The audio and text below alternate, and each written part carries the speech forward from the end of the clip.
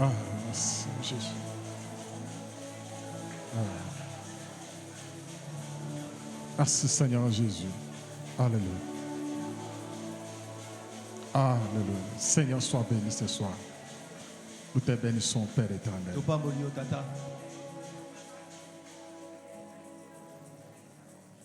À la croix, tu as tout pris à notre place.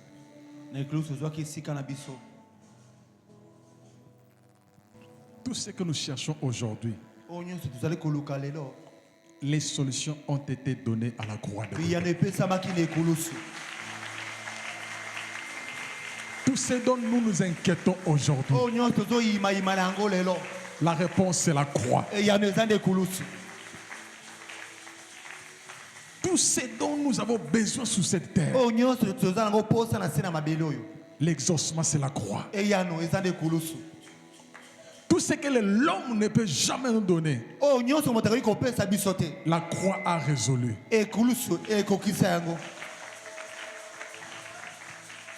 Tout ce que le monde ne peut pas satisfaire, la croix a satisfait cela. Il n'y a pas de solution sans la croix. Il n'y a pas de guérison sans la croix. Il n'y a pas de succès sans la croix. La croix est la base de toutes choses. Et nous avons raison de dire que tu es bon. Ah, sois béni ce soir.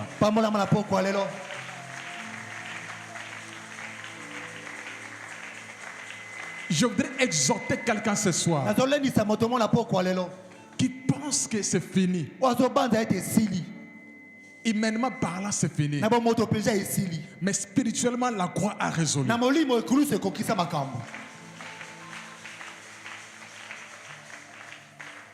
Toutes tes luttes sur la terre, toutes tes batailles sur la terre, tous tes combats sur la terre, la victoire, c'est la croix de Dieu. Je voudrais encore dire à quelqu'un ce soir qui pense qu'il ne gagnerait pas cette bataille. À la croix, tout a été accompli. Nous marchons dans la victoire. Parce que Christ a vaincu. Sois sans crainte. Parce que la croix a tout résolu. Je disais à quelqu'un que la croix a tout résolu. Je voudrais encore rappeler à quelqu'un ce soir. C'est dont tu cherches maintenant. Tu n'as pas besoin de tourner tes regards inquiets. Parce qu'il dit, venez à moi vous tous qui êtes fatigués, chargés. Moi, je vous donnerai du repos. Entre dans ta saison de repos. Entre dans ta saison de repos ce soir. Entre dans ta saison de repos ce soir. Entre dans ta saison de repos ce soir. Ma prière ce soir que tu entres dans ta saison de repos. À cause de la victoire acquise à la croix. À cause de la victoire acquise à la croix. Entre dans ta saison de repos ce soir. Au nom de Jésus. Au nom de Jésus. Au nom de Jésus. Que Dieu te bénisse. Que Dieu te bénisse. Nous acclamons fortement le Seigneur. Est-ce qu'il y a quelqu'un qui peut très bien acclamer le Seigneur? Une personne qui croit que tout a été résolu par la croix. Ou quelqu'un qui croit que la croix a tout résolu. Même s'il ne voit encore rien. Mais par sa foi en Jésus, il a déjà ce dont il attend aujourd'hui. Oh, je voudrais dire à quelqu'un ce soir, sois calme. Parce que la croix a tout résolu. Jésus a fait 3 jours et 3 nuits dans la croix. Les gens disaient que c'est fini pour lui, qu'il ne reviendra plus jamais à la vie. Ses espoirs ont été enterrés. Ils ont attendu le premier jour. Ils ont attendu le deuxième jour. Mais il y avait une surprise le troisième jour. Je voudrais dire à quelqu'un, il y aura toujours une surprise. Et le troisième jour, c'était le jour de la résurrection. Nous sommes au troisième jour de notre séminaire. Je suis convaincu que ce soir, tu es au soir de ta résurrection. Je suis convaincu pour quelqu'un ce soir. Nous sommes au troisième jour de notre séminaire. Nous sommes le vendredi. Oh, Christ a été crucifié le vendredi. C'était à 15h des après-midi. Pendant qu'il y avait les ténèbres sur toute la terre, quelqu'un était à la croix. Il y avait des problèmes qui étaient résolus ce jour-là à 15h à la croix. Et 3 jours après, il est revenu à la vie sans que personne ne l'empêche. Tout reviendra normal dans ta vie. Si tu crois, tu peux acclamer le Seigneur.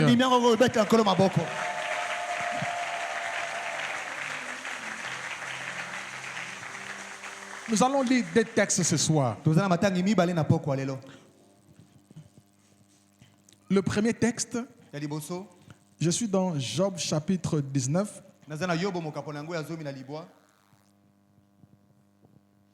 À partir du verset 25. Et le deuxième texte, Matthieu chapitre 20, le verset 28.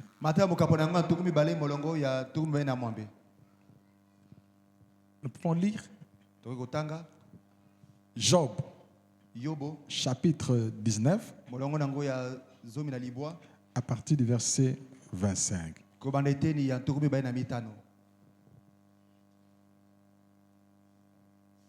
Nous honorons la parole de Dieu pour ceux qui sont assis. Que la parole de Dieu puisse te fortifier ce soir. Nous lisons au nom de Jésus. Est-ce que nous pouvons lire tous, chacun dans sa version? C'est ce qui va arriver dans ta vie aussi à cause de la croix de Jésus. Est-ce que nous pouvons lire ensemble Job chapitre 19 verset 25? Chacun peut, nous lisons à haute voix, chacun dans sa version. Allons-y. Je sais bien, moi, que mon Rédempteur est vivant et qui s'élèvera le dernier sur... Ah, nous pouvons reprendre avec foi. Je sais bien pour moi que mon Rédempteur est vivant et qui s'élèvera le dernier sur la terre. Alléluia. Qui s'élèvera en dernier? C'est qui? Est-ce que tu crois que ton Rédempteur s'élèvera? Est-ce que tu crois que ton Rédempteur s'élèvera le dernier sur la terre? Nous avons lu dans Apocalypse chapitre 1er verset 18 qu'il est le premier et le dernier. Oh, ici nous avons lu que le Rédempteur, mon Rédempteur, mon défenseur, il s'élèvera en dernier. Qui s'élève le premier. Mais moi je sais une seule chose. Mon défenseur à moi, il viendra au moment et ils seront déjà limités. Et lui il s'élève maintenant. Il défend ma cause. Ma prière ce soir pour toi, que ton défenseur s'élève et qu'il défende ta cause. Alléluia. Alléluia. Je disais que ton Rédempteur se lève et qu'il défende sa cause. Est-ce que tu peux dire que mon Rédempteur se lèvera? Je ne mourrai pas maintenant. Parce que mon Rédempteur, il se lèvera. Si tu crois, tu verras. Matthieu chapitre 20, le verset 28. C'est ainsi que le Fils de l'homme n'est pas venu pour être servi, mais pour servir et donner sa vie en rançon pour une multitude. Parole du Seigneur. Nous pouvons reprendre notre place. Alléluia. Nous sommes en train de clôturer notre séminaire que nous avons commencé depuis le mercredi. Que Dieu te bénisse parce que tu es là. Et Dieu est en train de nous parler. Nous connaissons notre thème. Jésus-Christ est mort. Jésus-Christ est mort et ressuscité. C'est comme ça que depuis le premier jour, nous avons donné le plan de notre enseignement qui avait 3 points. Et le premier point, nous avons parlé sur la signification de ce verset. Nous avons expliqué en détail les différentes déclarations de Jésus à Jean. Alléluia. Et puis le deuxième point, c'était pour nous de donner la signification de la mort de Christ. Et nous avons dit que ce point avait 4 dimensions. Nous devions parler de la mort de Christ en 4 points ou 4 dimensions. Et la première dimension, c'était de parler en ce qui concerne le pécheur. Nous avons dit que la mort de Christ a été une substitution. C'est comme ça que d'hier nous avons expliqué le mot substitution, que nous avons défini comme échange, comme remplacement, comme transfert. Et nous avons expliqué de l'Ancien Testament au Nouveau Testament. Et nous avons commencé par Genèse. Nous avons vu combien Abraham, qui voulait sacrifier son fils Isaac, mais à la place d'Isaac, Dieu a pourvu un bélier. Alléluia. Et nous avons vu aussi dans Exode chapitre 12, nous avons parlé de l'agneau sans tache qui a été égorgé et le sang qui a servi à pouvoir couvrir le linteau de la porte. Et quand l'ange destructeur passait, partout il voyait le sang, il passait dessus. C'était ça le sens de la Pâque. Et nous avons vu dans Lévitique 16, nous avons parlé de deux boucs. Le premier bouc qui a été sacrifié, qui avait été tué, et l'autre bouc qu'on a qualifié de bouc émissaire. Et nous avons dit que ce bouc-là n'était pas tué. Lui, le sacrificateur, il devait imposer ses mains parce qu'il devait s'identifier au peuple. Cet acte symbolisait qu'il prenait les péchés, les iniquités, les fautes du peuple et il les imputait à ces boucs-là. Et il prenait ces boucs-là et il les renvoyait loin, loin du peuple, loin dans le désert. C'est ce qu'on a qualifié Azazel. On l'a éloigné loin du peuple.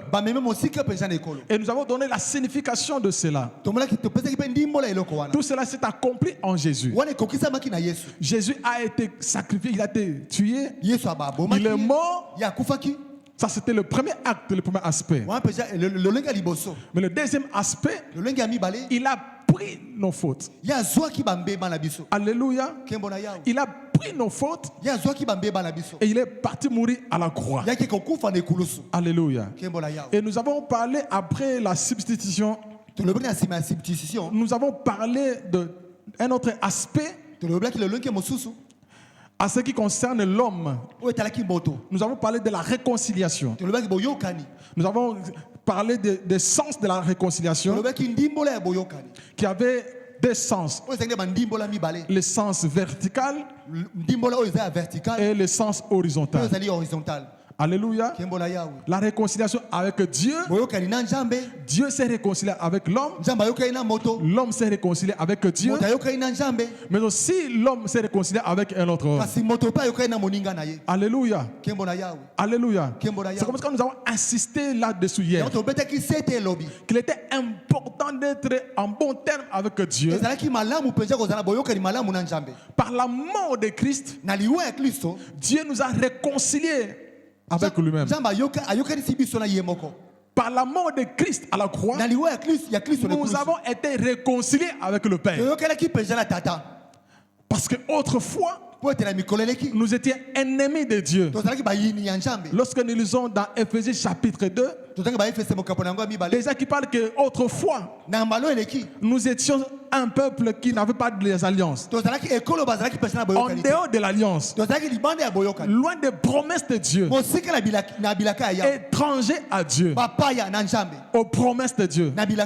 Lorsque les temps étaient accomplis, Christ est mort à la croix. Alléluia. Il a pris nos fautes. Les châtiments qui donnent la paix est retombé sur lui. C'est important que tu sois en bon terme avec Dieu. Alléluia. Et j'avais insisté pour dire que Dieu nous a pardonné. Et j'avais donné des raisons pour lesquelles nous avons besoin de la réconciliation. Nous avons dit que pourquoi la réconciliation? C'est parce que Dieu nous a d'abord réconciliés avec lui. Alléluia. Si Dieu nous pardonne, nous sommes appelés aussi à faire la même chose pour les autres. Et nous avons dit aussi, pourquoi la réconciliation? Parce que la réconciliation restaure la paix. C'est très important. Dans Matthieu 5 ou 9, nous avons dit heureux ceux qui procurent la paix. Et c'est important d'être en paix. La troisième des choses, nous avons dit que le pardon est une condition pour recevoir le pardon de Dieu.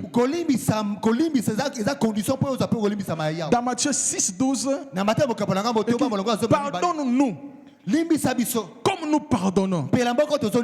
C'est très important. Refuser de pardonner bloque notre relation avec Dieu. C'est comme ça que Joseph a pardonné à ses frères qui l'ont vendu. Et nous avons dit aussi pourquoi la réconciliation? Parce que Dieu rejette les relations brisées non réparées. Pourquoi la réconciliation? Parce que la réconciliation reflète le caractère de Dieu. Dieu est amour. C'est réconcilier avec lui, c'est de devenir comme lui. Et c'est important. Dans Éphésiens 4:32, il est écrit: soyez bons, vous pardonnant réciproquement comme Dieu vous a pardonné. Alléluia. C'est très important de pardonner. La dernière raison, c'est que la réconciliation apporte la guérison. C'est très important. Alléluia. C'est comme ça que nous avons insisté d'être réconcilié avec Dieu, mais aussi d'être réconcilié avec les autres. Et nous avons dit qu'il faut éviter les conflits avec les autres. C'est très important. Est-ce que nous sommes là ce soir? Nous allons aborder les deux aspects de la dimension de notre première partie avant d'aborder les raisons qui doivent nous pousser à bénir Dieu par rapport à sa résurrection. Nous parlons de la propitiation. La propitiation. C'est quoi? Qu'est-ce qu'on entend par propitiation? Nous pouvons le définir comme étant un acte destiné à rendre quelque chose propice. C'est-à-dire à calmer sa colère par le moyen d'une offrande. C'est comme ça qu'on définit la propitiation. Dans le contexte du salut, ce mot est défini comme étant un acte d'apaiser ou de détourner la colère de Dieu grâce au sacrifice d'expiation. Cela désigne l'œuvre par laquelle la colère de Dieu contre le péché est satisfaite par un sacrifice. La propitiation rend Dieu favorable à l'homme. L'homme pécheur sans pour autant compromettre sa justice. C'est un moyen par lequel la colère de Dieu est apaisée par un sacrifice. Lorsque vous lisez la Bible dans l'Ancien Testament, le but pour lequel on offrait des sacrifices, c'était pour apaiser la colère de Dieu. Là où Dieu devait tuer, lorsque le parfum montait au ciel, à partir du temple, lorsqu'on offrait des sacrifices, et le sacrifice a dégagé une odeur agréable à Dieu. C'est comme ça que Dieu insistait beaucoup sur les offrandes et la qualité des offrandes. On ne devait pas offrir à Dieu n'importe quoi. Et on ne devait pas aussi offrir n'importe comment. Mais aussi on ne devait pas offrir n'importe où. Il y avait un endroit bien précis où il fallait offrir le parfum. C'était dans les temples. Alléluia. Ça, c'était notre enseignement. Mais ce qui nous intéresse ici, c'est ce que nous pousse à dire comment Dieu était apaisé lorsqu'on offrait les sacrifices. Dans l'Ancien Testament, plus de vingtaine de mots différents qui reviennent environ 580 fois, qui expriment la colère de Dieu. Alléluia. Les péchés qui attisent la colère de Dieu, notamment l'idolâtrie. On insiste pour voir combien Dieu insiste beaucoup sur les caractères de la vie. Amen. Parmi les effets de la colère de Dieu dans la Bible, on peut citer comme la peste. Dieu pouvait punir son peuple en envoyant la peste. Dieu pouvait punir son peuple par le massacre, en massacrant. Dieu pouvait punir son peuple par la destruction. Dieu pouvait punir son peuple par l'abandon. Quand nous lisons le livre des Juges, on voit comment Dieu, à chaque fois que le peuple l'abandonnait, et lui aussi l'abandonnait. Il pouvait se servir de ses ennemis pour punir ses enfants. Alléluia. Alléluia. Dieu pouvait aussi utiliser la sécheresse pour punir son peuple. Dieu pouvait utiliser même les plaies pour punir son peuple. Mais parmi les moyens pour apaiser sa colère, Dieu pouvait se servir des sacrifices. Alléluia. Chaque fois que le peuple péchait, il y avait un certain nombre d'offrandes qu'on devait apporter à Dieu. Selon les catégories de personnes, il y avait des taureaux qu'on pouvait offrir en holocauste pour les riches. Il y avait des vaches. Mais il y avait aussi des pigeons, peut-être pour ceux qui n'avaient pas de moyens, pour offrir en offrande. Il y avait beaucoup de rites qui symbolisent toutes ces choses-là. Mais pour ne pas aller plus loin, pour simplifier les choses, imaginez si quelqu'un n'avait pas de moyens, et quand il fallait offrir le parfum, ce n'était pas tout le monde qui pouvait s'approcher. Dieu avait choisi une certaine catégorie de personnes. Dieu avait choisi une famille, Aaron avec tous ses descendants, qui pouvaient entrer dans le sacerdoce pour offrir le parfum. Il ne pouvait pas entrer n'importe comment, parce qu'il y avait des conditions qu'il fallait remplir pour entrer. dehors des sacrifices qu'il fallait apporter, mais lui-même aussi devait avoir un style de vie. Aaron pouvait s'approcher de Dieu pour parler au nom du peuple. Et lorsqu'il entrait dans les lieux pour aller offrir les parfums, il y avait un accoutrement qu'il devait avoir. Alléluia. Alléluia. Et lorsqu'il entrait pour aller offrir les parfums, on peut aussi l'attacher une corde à la hanche. Parce que s'il n'était pas en harmonie avec le Dieu, s'il mourait de l'autre côté, on pouvait les tirer. Il y avait tellement beaucoup de conditions qu'il fallait remplir pour la loi. Mais cela ne pouvait pas aussi apaiser à tout le monde la colère de Dieu. Et nous avons dit hier, même les sangs de moutons, les sangs de taureaux ne pouvaient pas ôter le péché. Ça ne faisait que couvrir le péché. Dieu pouvait s'apaiser seulement.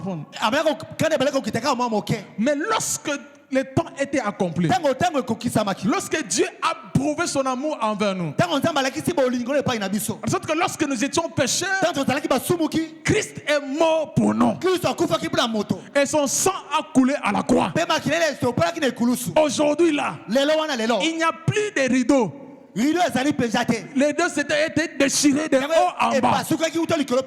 Aujourd'hui, nous tous tels que nous sommes là, il a fait de nous un royaume de sacrificateurs, un sacerdoce royal, une nation sainte, un peuple élu. Toi tel que tu es là, à cause de ce qu'il a fait à la croix, tu peux t'approcher de Dieu sans qu'il y ait beaucoup de protocoles. Tu peux être admis. Le sang de Christ nous a admis dans la présence de Dieu. Tu n'as pas besoin d'un autre intermédiaire. Christ est notre souverain sacrificateur. Alléluia.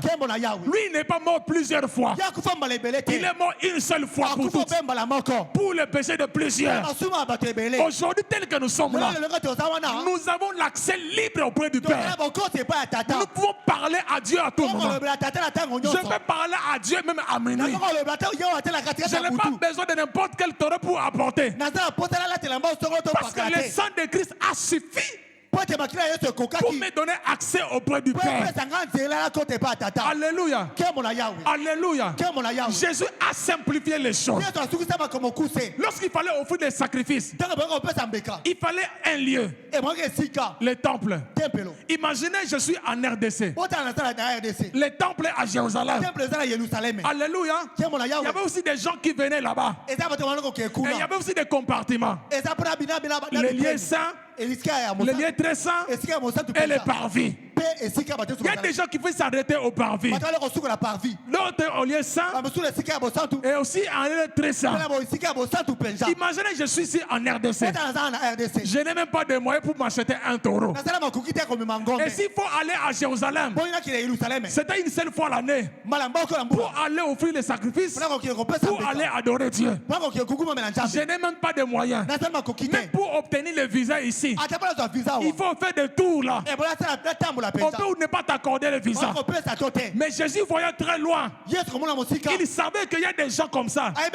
Il n'a même pas de travail. Il n'aura pas les moyens de se déplacer pour aller à Jérusalem, où se trouvait le temple. Il a simplifié les choses. Il est lui-même devenu le temple. Il est devenu lui-même le souverain sacrificateur. Il est comme ça qu'il a simplifié les choses. Alléluia. Aujourd'hui là, ce n'est ni à Jérusalem. Alléluia. Les vrais des adorateurs, les vrais adorateurs adoreront le Père. Ce n'est pas à Jérusalem. En esprit et en vérité. Tel que tu es là, il peut t'arriver à un moment donné. Tu as des fardeaux qui te dérangent.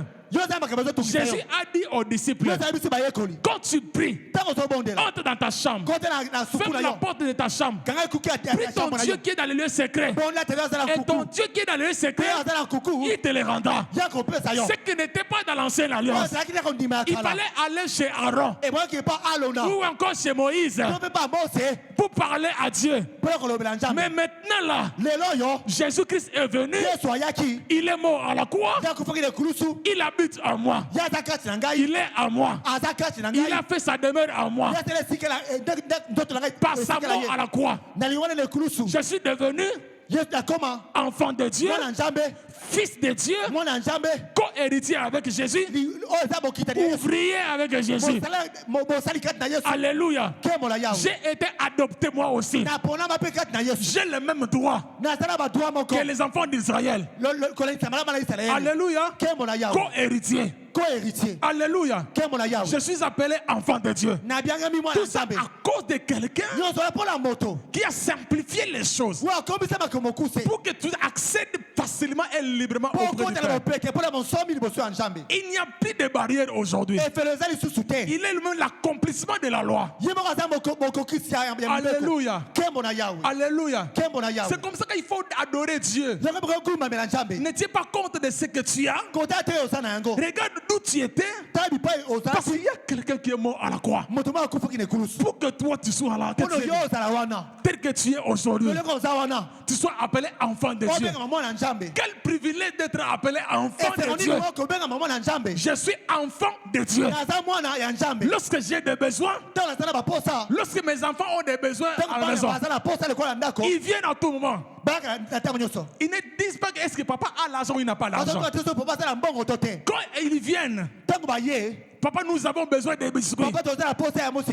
Ils ne regardent même pas ma poche. Ils savent que notre Père, il a la possibilité de donner tout ce que nous avons besoin. C'est comme ça que Dieu nous considère comme ses enfants. Lorsque tu te retrouves dans les besoins, tu n'as pas besoin de te lamenter. Tu t'approches auprès du Père. Dieu mon Père.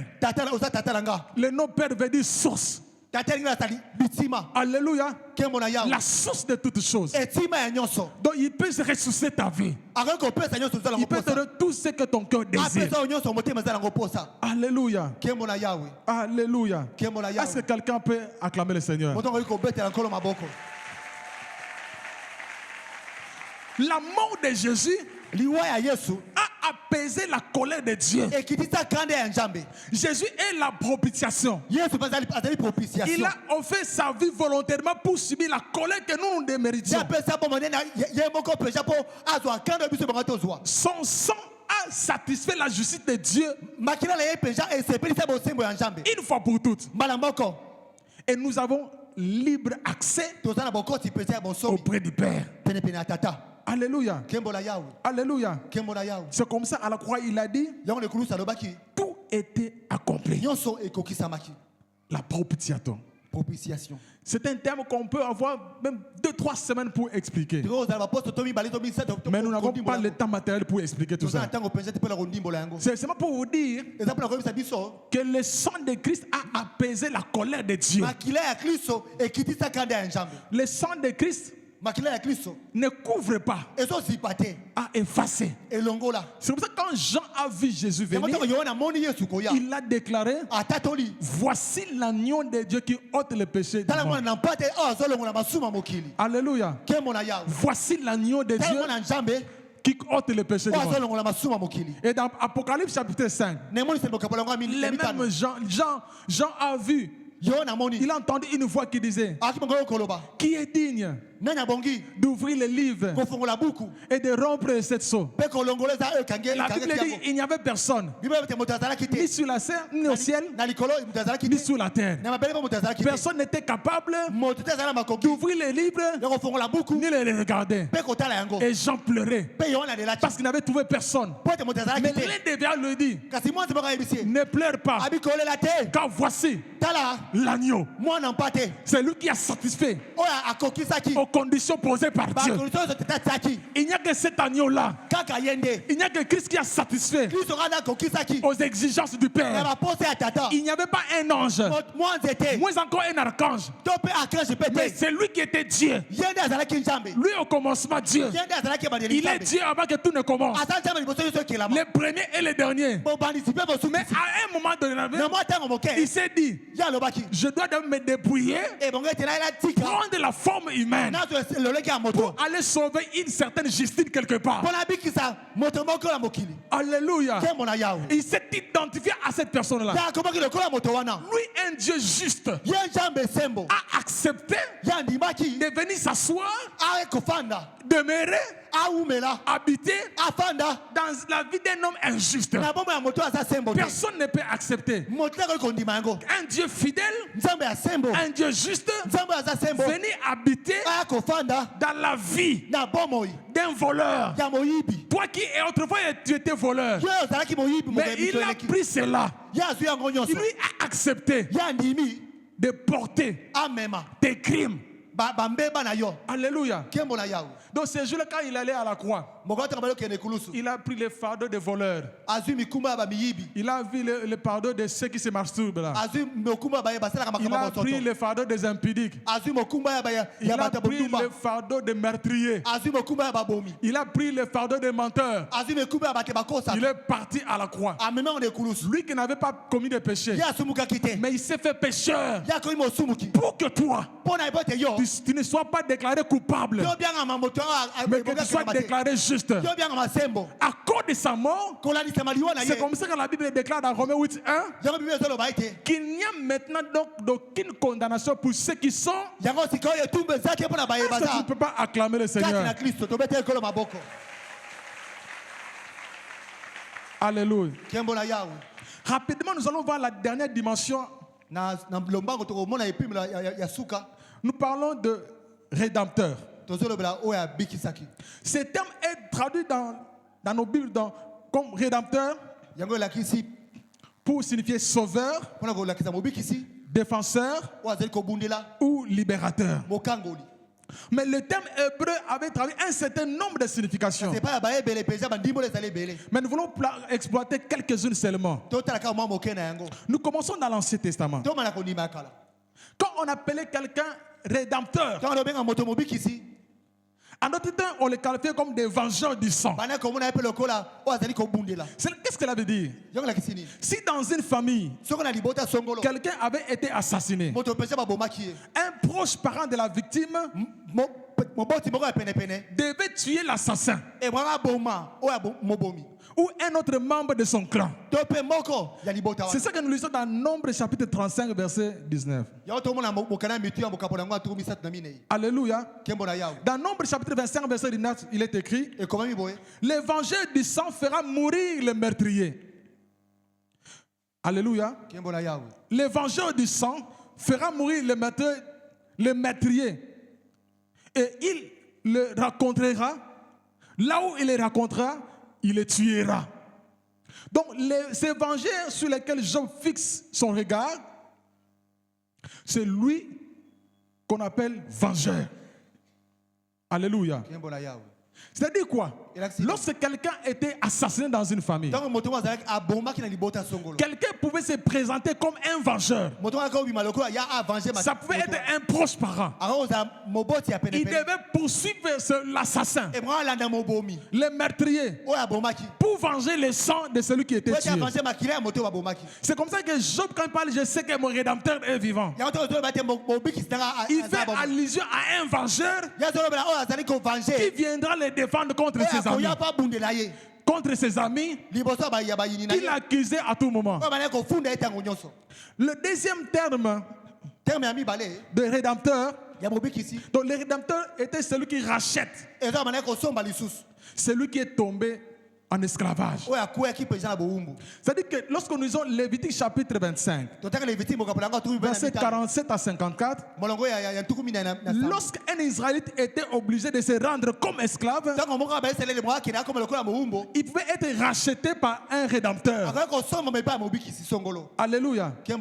Lorsque quelqu'un s'est livré lui-même par sa propre volonté comme esclave à son maître, parce qu'il n'avait pas de moyens, il pouvait dire à son maître, je suis à ton service, autant d'années que tu voudras, parce qu'il n'avait pas de moyens. Comme je n'ai pas de moyens de me sauver moi-même, je me livre à toi comme esclave, et le maître pourra faire de lui ce qu'il voudra. Mais lorsqu'un homme de bonne volonté, qu'on appelle le rédempteur, il pouvait venir pour le racheter.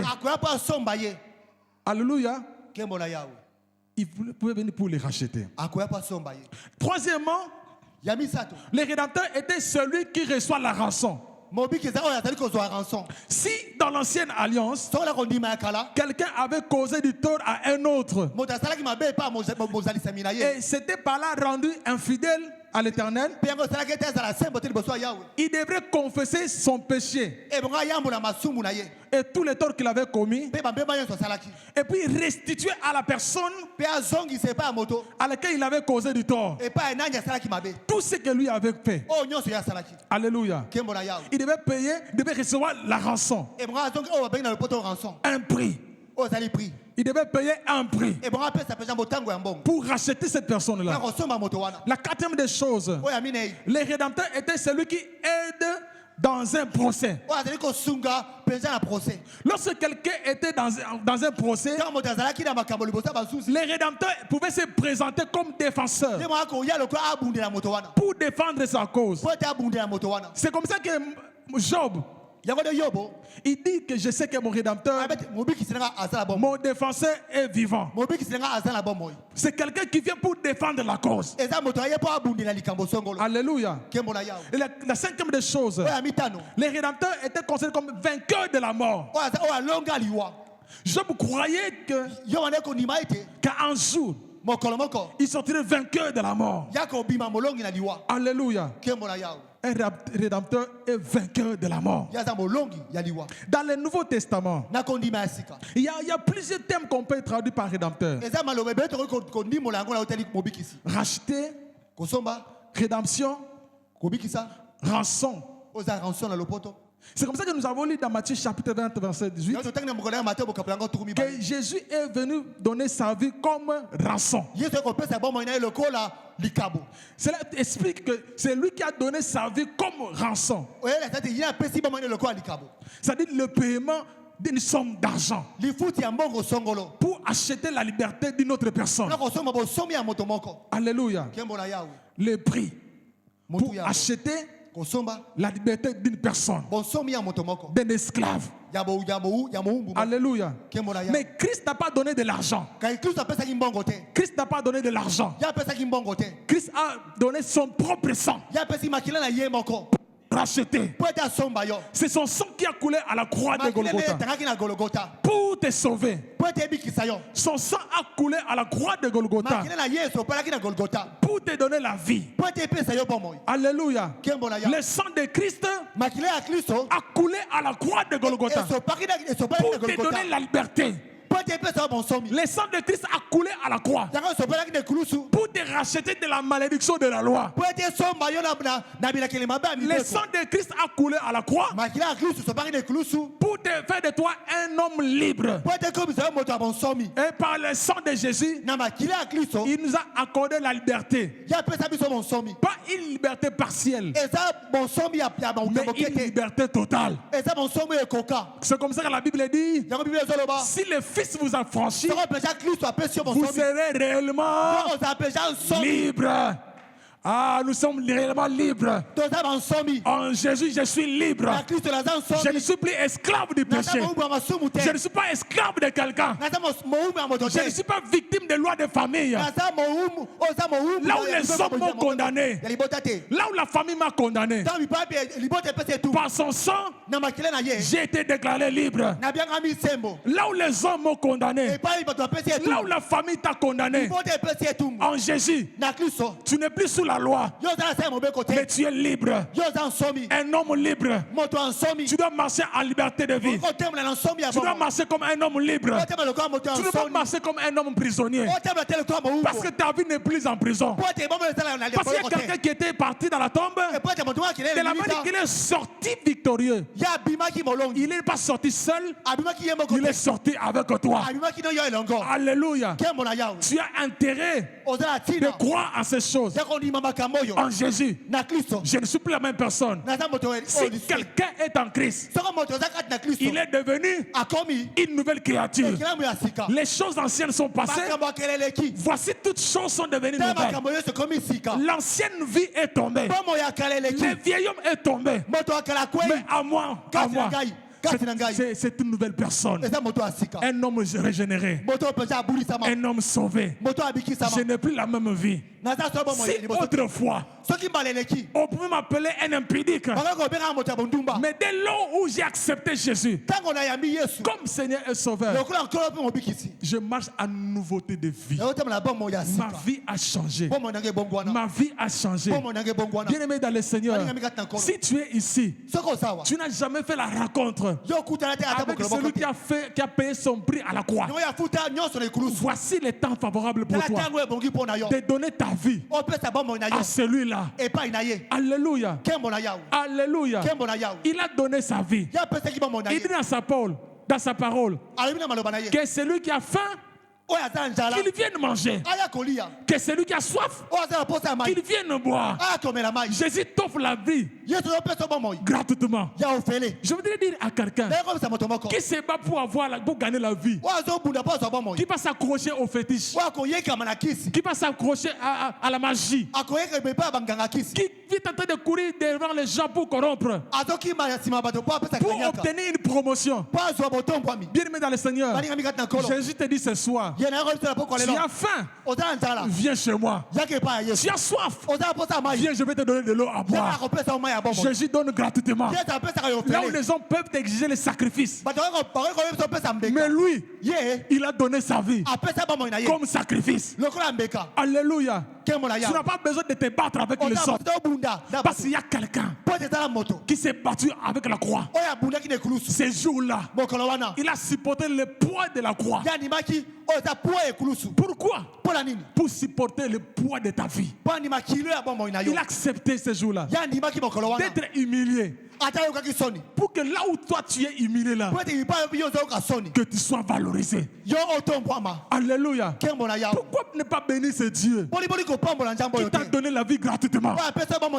Pourquoi tu dois continuer à marcher dans le péché alors qu'il a déjà donné sa vie à la croix pour toi? Pourquoi tu dois demeurer dans le péché?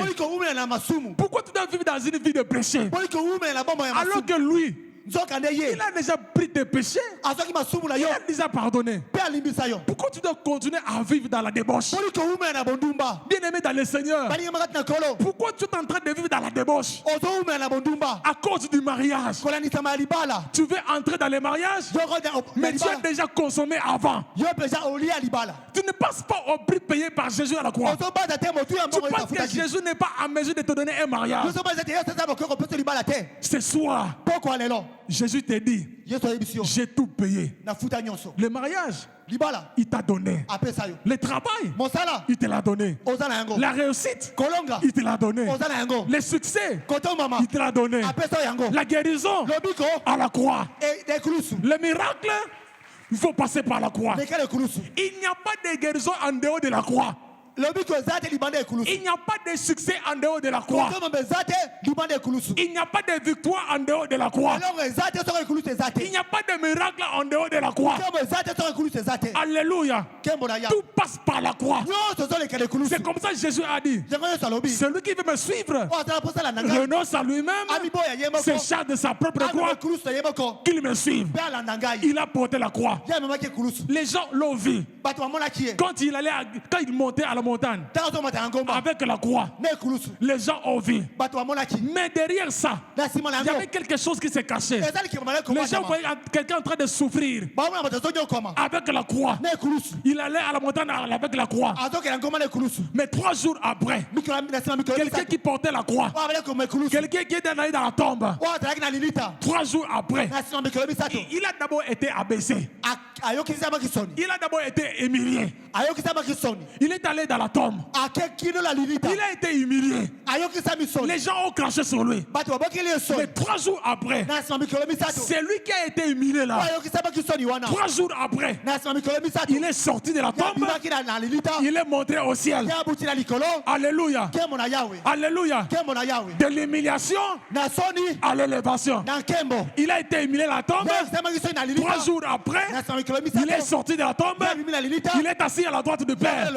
Accepte l'humiliation aujourd'hui. Accepte la confusion aujourd'hui. Dans peu de temps. Parce qu'il a payé les prix à la croix. Alléluia. Il a été humilié.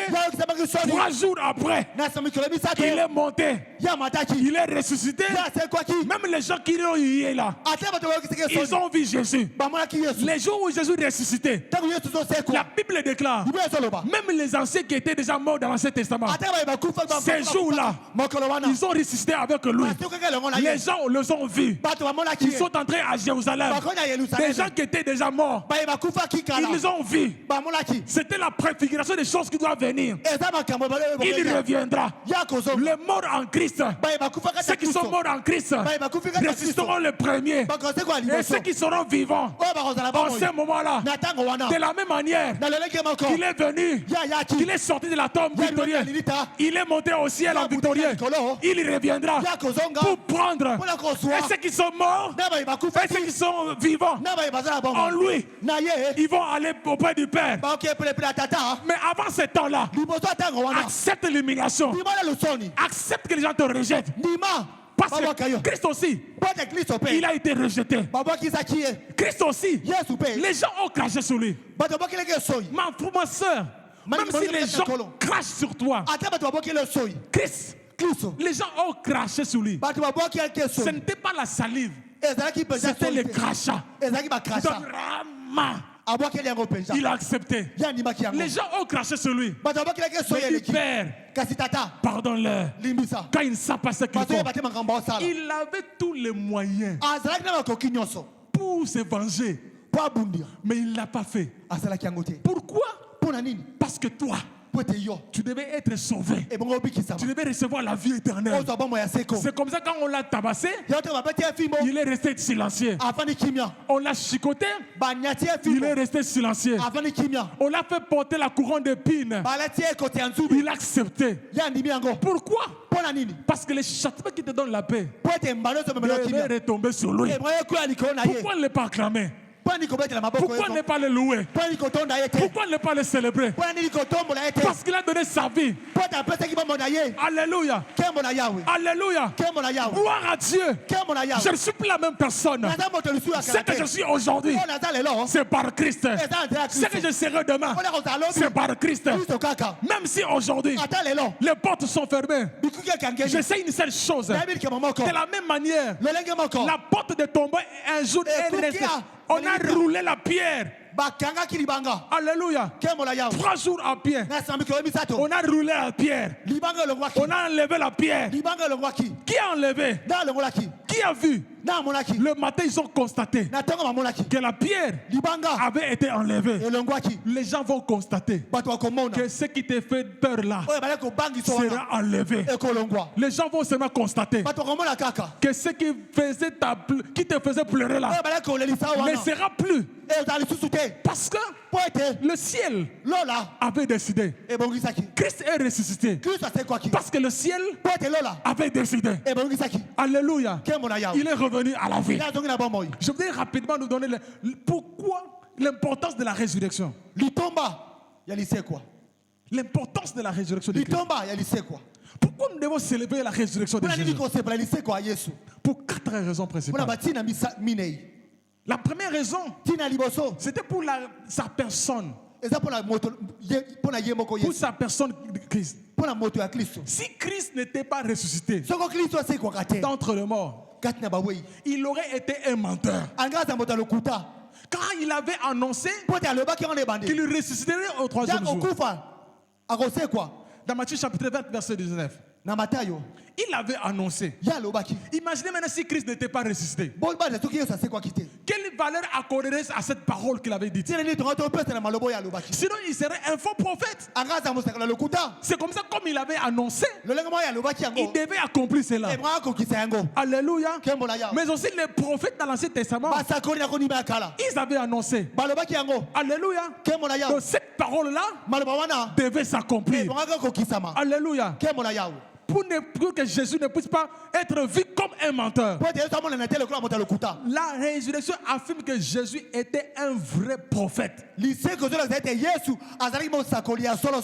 Donc sans la résurrection, tout ce qu'il avait dit là resterait sujet à caution.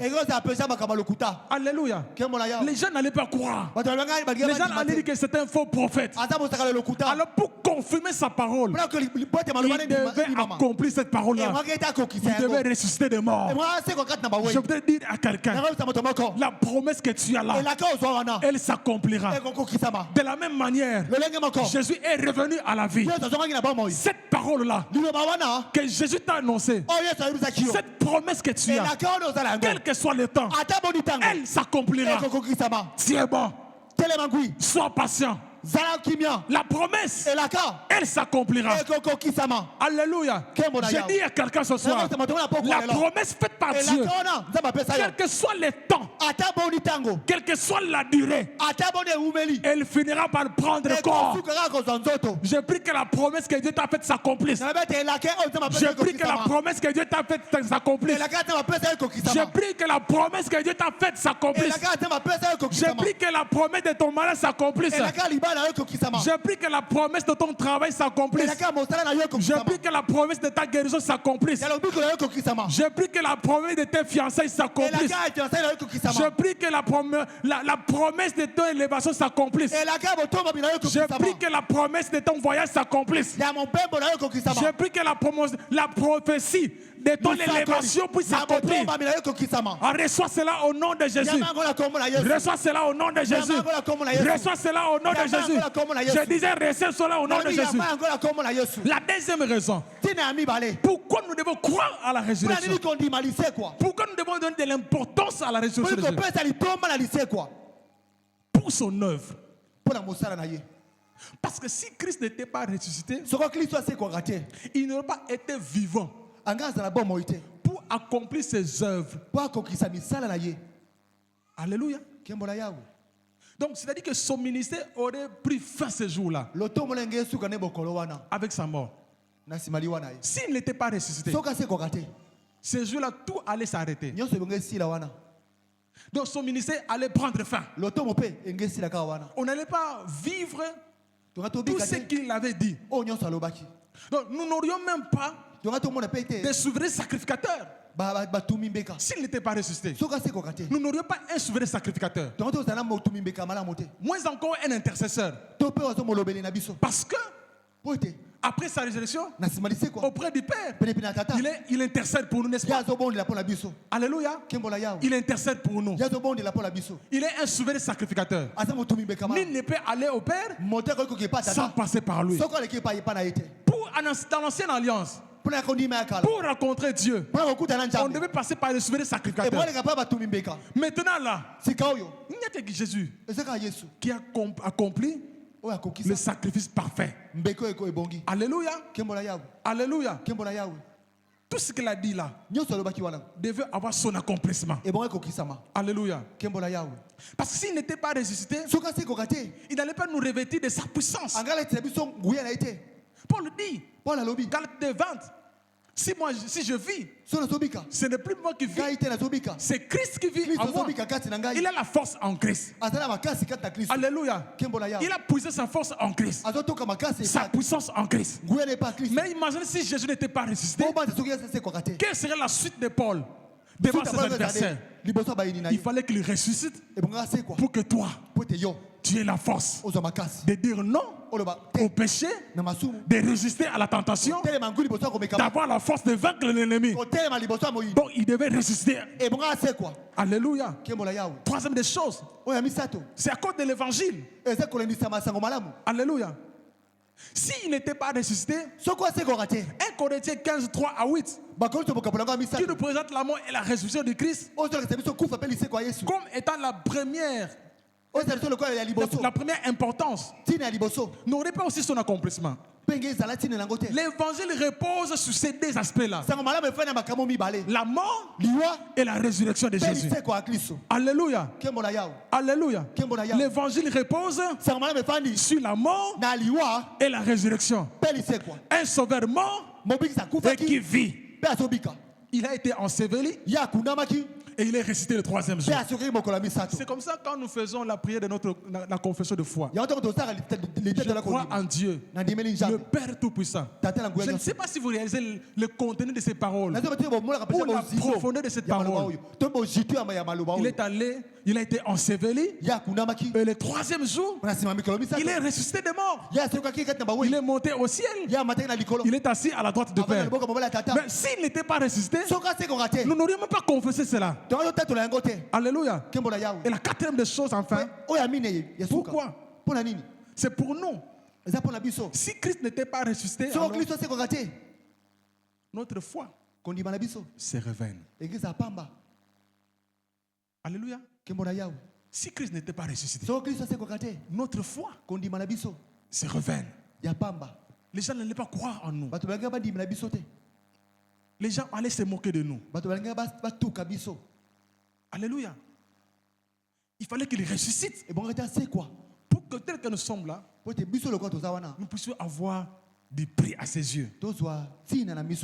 Avoir le sens de la vie. Il a fallu qu'il ressuscite. Pour nous. Pas pour lui. Pour nous. Ce n'est pas pour les anges qu'il est ressuscité. Ce n'est pas pour les anges qu'il est mort. Mais c'est pour toi et moi qu'il est mort et qu'il est ressuscité. Pourquoi? Parce que l'homme a été créé à l'image de Dieu. Donc il est mort pour sauver l'image, sa propre image. Est-ce que vous comprenez ça? Donc, il est mort pour sauver sa propre image. Parce que l'homme a été créé à l'image de Dieu et à la ressemblance de Dieu. Parce que le péché est introduit, a corrompu l'image de Dieu, a corrompu la ressemblance de Dieu. C'est comme ça pour sauver l'image. Pour ne pas donner l'avantage au diable, il devait mourir à la croix pour sauver l'image de Dieu. Parce que l'homme a été créé à l'image de Dieu. Or, dans l'homme là, il y a une partie de la déité. Est-ce que vous comprenez? Dans l'homme là, il y a une partie de la déité. C'est comme ça que nous sommes de Dieu. Tel qu'il est, tel que nous sommes. Ce que nous sommes, c'est ce que nous étions au début. L'homme créé à son image, à l'image de Dieu. C'est comme ça qu'il devait mourir pour sauver l'image de Dieu. Tu as intérêt de bien marcher, de bien vivre, de bien le louer, de bien l'adorer. Quand il faut l'acclamer, il faut l'acclamer. Quand il faut chanter, il faut chanter. Quand il faut l'adorer, il faut l'adorer. Parce qu'il est mort et il est ressuscité. Et il est assis à la droite du Père. Il est celui qui défend notre cause. Je n'ai pas peur des combats de la vie. Parce que il y a quelqu'un qui est là. Il intercède pour nous. Il y a des péchés que tu n'arrives pas à commettre. Ce n'est pas parce que tu jeûnes. C'est parce que Jésus ne le permet pas. Parce que quand il est là aux côtés du Père, parce que tu as du prix à ses yeux. Quand il regarde la valeur du prix, alléluia. Quand il regarde la valeur de son sang qu'il a versé, lorsque tu veux commettre un péché, lui là il intercède. Il dit Père, j'ai versé le sang pour cet homme-là. Ne permets pas pour qu'il tombe dans la tentation. Ne permets pas pour que l'ennemi le pousse à le dévorer. Père, ne permets pas. Lorsque l'ennemi vient t'attaquer, alors que tu n'as pas de force, lui au ciel, il dit Père, ne permets pas, parce que celui-là je l'ai vaincu. Donne la victoire à cet homme. Je me réveille le matin comme ça, j'ai la victoire. Ce n'est pas parce que j'ai prié, parce que son intention auprès du Père a été exaucée. Je voudrais dire à quelqu'un ce soir, même si tu arrives d'être fatigué et que tu n'as pas prié, il y a quelqu'un à la croix, il y a quelqu'un à la droite du Père. Pourquoi il se tient à la droite? La droite symbolise la puissance. La droite symbolise la force. La droite symbolise le guide. La droite symbolise la direction. Lorsque tu es fatigué, lui à côté du Père, non seulement il intercède, il dit Père, ne permets pas que Georgette tombe dans ce péché-là. Parce que le monde là va parler pour dire, mais à quoi c'est le sang qu'il a versé à la croix? À quoi de mon sang versé pour lui? Ne permets pas que Georgette tombe. Et dans le Seigneur, n'aie aucune crainte. Tu as un intercesseur auprès du Père. Il ne dort ni le sommeil. Il ne dort ni le sommeil. Quand toi tu dors là, lui chaque jour, nuit et jour, il est là. Parce qu'il ne dort ni le sommeil. Il est en train de parler. Je ne sais pas s'il intercède en langue. Il parle là. Mon Père, je connais cet homme. Je connais cette femme. Je connais ce jeune homme. Donne la victoire à ce jeune homme. Donne la victoire dans ses études. Donne la victoire dans ses combats. Donne la victoire dans sa famille. Il y a des gens qui ont prononcé de mauvaises paroles. Qu'il ne réussira pas. Qu'il ne réussira pas. Père, souviens-toi. J'ai fait 3 jours et 3 nuits. Je suis là à tes côtés. Donne la victoire. Et tu as la victoire. Sans pourtant, il y a des combats longs. Pas parce que tu as combattu, mais parce que Christ avait déjà combattu. Et là, à la croix, il a su seulement la direction. Ah, je prie le Seigneur qu'il conduise ta vie, qu'il dirige ta vie, qu'il conduise ta vie, qu'il dirige ta famille. Je dis à quelqu'un ce soir, celui qui est mort là, c'est celui qui conduit ta vie. Tu ne mourras pas maintenant, parce que ta vie a été tracée pour lui. Alléluia. Ta vie là est entre ses mains. Tu ne mourras pas maintenant. Quel que soit le problème, toi là, tu as du prix au jeu de Dieu. Quel que soit le combat de ta vie, tu es bon. Marche la tête haute. Si je suis aujourd'hui, tu relèves la tête. Avec Jésus, j'y arriverai. Je tombe encore demain. Je suis encore demain. Je me rappelle de la croix. Je me relève, je dis, puisqu'il a fait 3 jours et 3 nuits, il y a encore lieu d'espérer. Je me réveille, je continue la marche. Je peux encore échouer demain. Je me rappelle à la croix qu'il a fait 3 jours et 3 nuits et qu'il est revenu à la vie. Donc il y a encore une possibilité pour qu'une porte s'ouvre et que j'entre. Tu es béni de Dieu. Tu es béni de Dieu. Je te bénis ce soir. Je bénis ta vie ce soir. Je prie que la mort de Christ ait de l'impact dans ta vie. Je prie ce soir que la résurrection de Jésus dans ta vie ait un impact positif dans ta vie. Je prie ce soir que la résurrection de Jésus crée des opportunités dans ta vie. Je prie à quelqu'un ce soir que la mort et la résurrection de Jésus crée des opportunités dans ta vie. Là où tout le monde ne peut pas accéder, à cause de sa mort là, tu peux accéder. Là où tout le monde n'entre pas, parce qu'il a la clé. Il détient la clé. Il va ouvrir une porte. Je prophétise sur quelqu'un ce soir Jésus, il détient la clé de ta vie. Là où tout le monde a dit rien, la clé viendra ouvrir.